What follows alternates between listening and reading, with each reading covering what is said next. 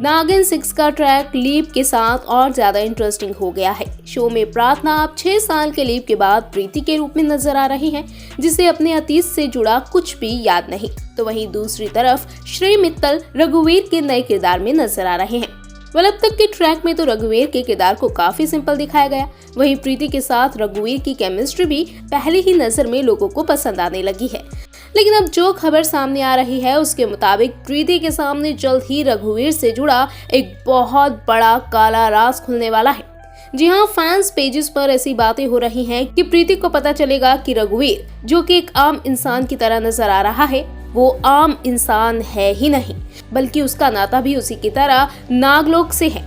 अब क्या कुछ बातें सामने आई हैं रघुवीर के किरदार पर, जिसका खुलासा आने वाले ट्रैक में हो सकता है और आपको भी हैरान कर सकता है, बताते हैं आपको। पहला खुलासा, नागलोक से है रघुवीर का नाता।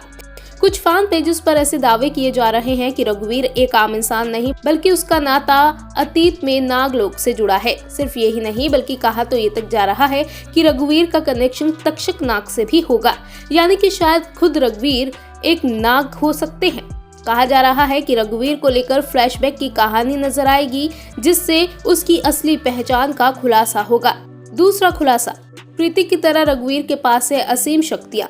कहा तो ये तक जा रहा है कि रघुवीर एक नाग होने के साथ साथ कई शक्तिशाली शक्तियों से भी भरपूर है, लेकिन उसे अपने अतीत से जुड़ा कुछ भी याद नहीं है। ना तो ये कि वो नागलोक से है और ना ही उसे ये पता है कि उसके पास कितनी शक्तियां हैं, यानी कि कहीं ना कहीं वो अपने वर्तमान में अपने असली लोग और शक्तियों से अनजान है। खबरें हैं कि रघुवीर को अतीत में किसी घटना के लिए श्राप मिला था, जिसके कारण वो अपनी शक्तियां खो बैठा।